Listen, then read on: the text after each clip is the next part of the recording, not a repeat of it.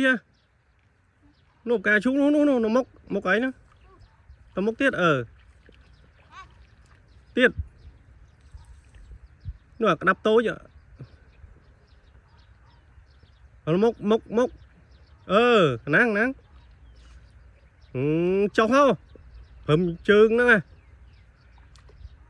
giật một chút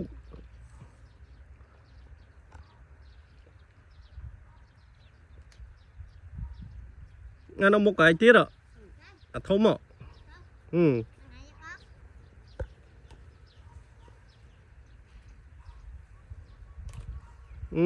bạn vô mà